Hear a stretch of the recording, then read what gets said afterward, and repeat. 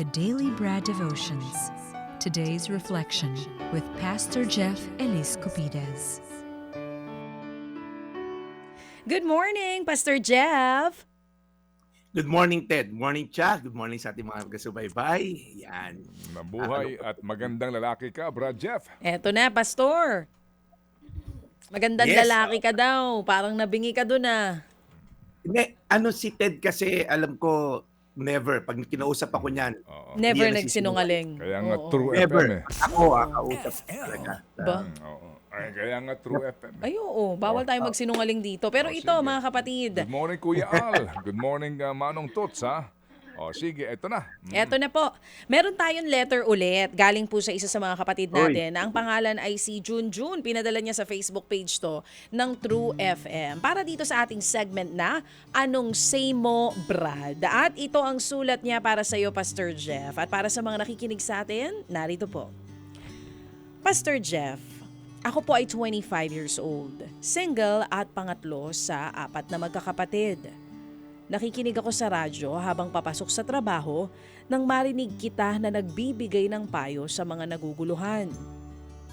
Ang problema ko po ay ang ama ko na ngayon ay 68 years old. Magmula kasi nung bata kami, ang gusto niya, ang parating nasusunod.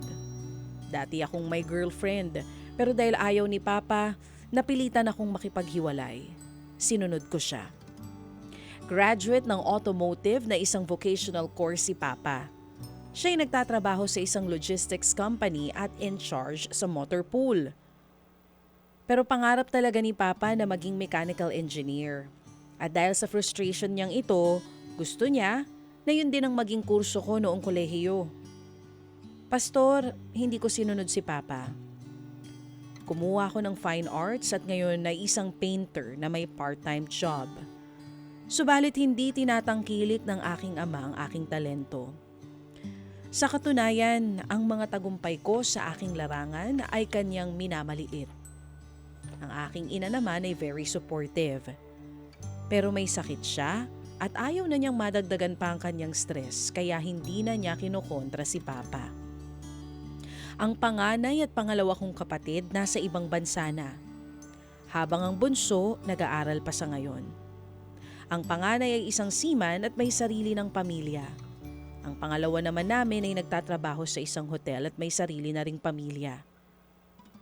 Madalas isumbat sa akin ni Papa. Kung mechanical engineer ka, dapat nasa abroad ka na eh. Dapat nakakatulong ka na sa pamilya natin ngayon.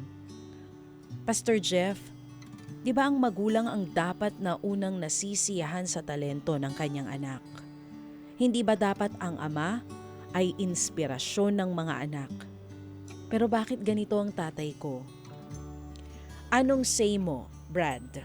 Yan po ang sulat sa atin ni Junjun. So, technically, si tatay ay, 'di ba, grabe manghawak sa leeg sa kanyang anak. Hindi lang sa aspeto ng love life, pati sa trabaho, sa lahat ng gagawin. So, kumbaga doon sa unang liham nung kahapon ay Huwebes, noong Monday, Yep. oo, ang payo ni Brad ay doon sa anak.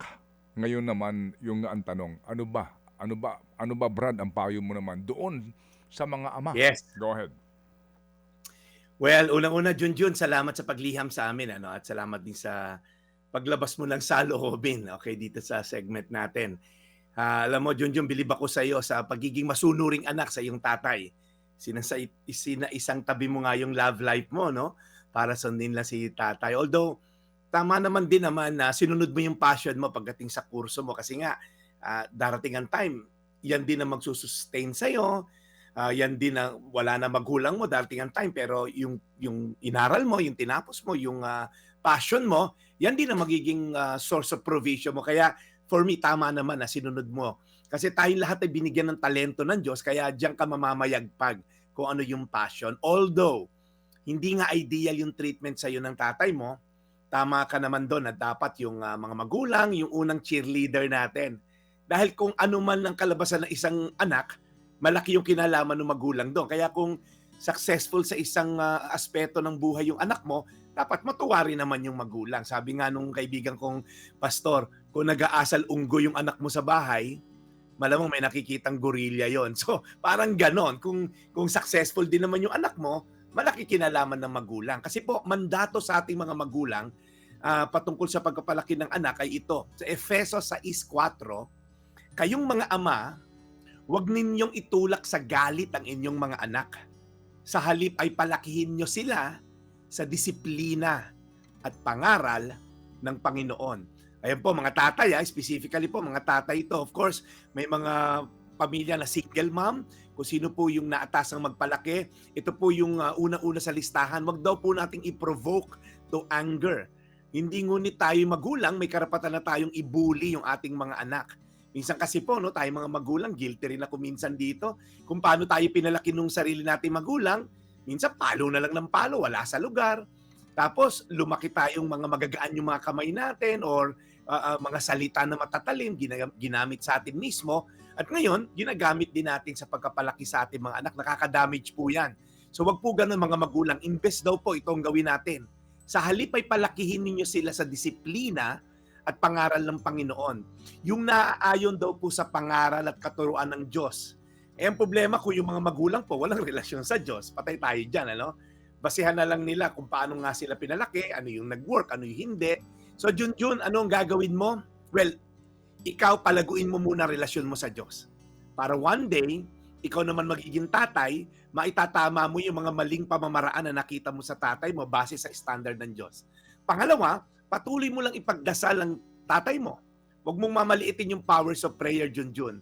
I-honor mo pa rin siya, sundin mo yung passion mo sa arts at the same time, because one day, I do believe, yung tatay mo baka hindi lang yan nagbubukas ng saloobin niya, pero natutuwa rin yan sa'yo.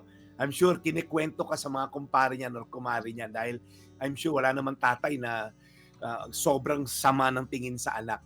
So, naniniwala ko, Junjun, na one day, marirealize ang tatay mo na iba lang ang talento mo compare sa dalawang kapatid mo at gagamitin ka ng Diyos for His glory. Efesos 6:4, kayong mga ama, huwag din yung itulak sa galit ang inyong mga anak. Sa halip ay palakihin niyo sila sa disiplina at pangaral ng Panginoon. Tayo po'y magdasal, Panginoon. Salamat po sa inyong kabutihan dito sa buhay ni Junjun. Alam namin na binigyan mo siya ng talento para magpinta, maging artist, at siya'y mamamayagpag sa larangan na yon. At gamitin niya to para sa iyong kaluwalhatian. Dinadalangin din namin ang kanyang buong pamilya. Ingatan niyo po lagi si tatay at si nanay. Nawa ay lalo silang ma-inspire ito si Junjun, matuwa sila sa kinalabasan ng kanilang anak. Na wala naman sigurong bisyo to si Junjun at siya ay nalilingit, nagigilid sa arts at nahihilig siya sa mga bagay na may tungkol sa painting. Ingatan niyo po mga magulang na nakikinig ngayon kung paano mapalaki ang kanilang mga anak ayon sa iyong katuruan. Sa pangalan ni Jesus. Amen. Amen. Mahal na Panginoon, muli po maraming salamat po for today sa panibago pong aral na amin pong napakinggan mula kay Brad Jeff. We pray, Lord, na siya po lagi niyong aalagaan sa kanyang pagmimisyon ngayong pong weekend na ito muli sa kanya pong mga gagawin. Lord, gabayan niyo po siya.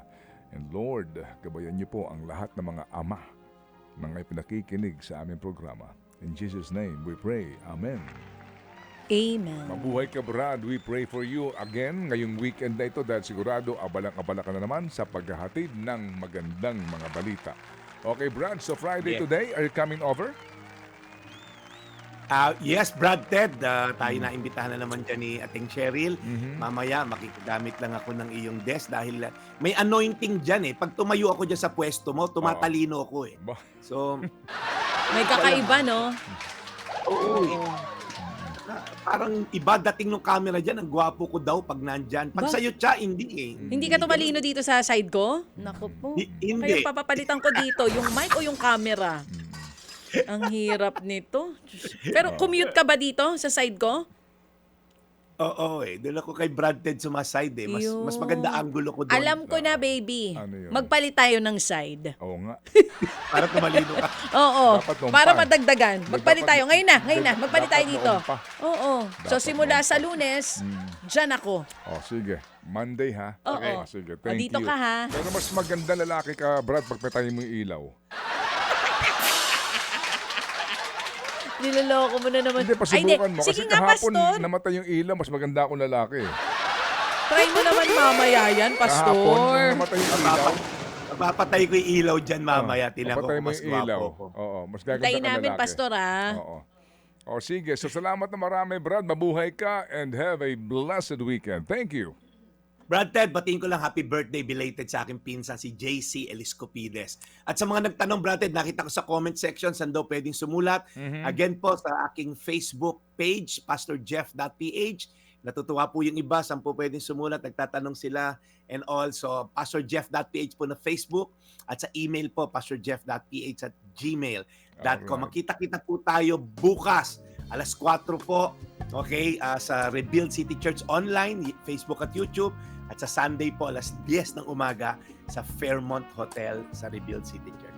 Ito yung Daily Brad, your daily dose of inspiration. Thank you, serving the people, Brad Jeff Eliscopides.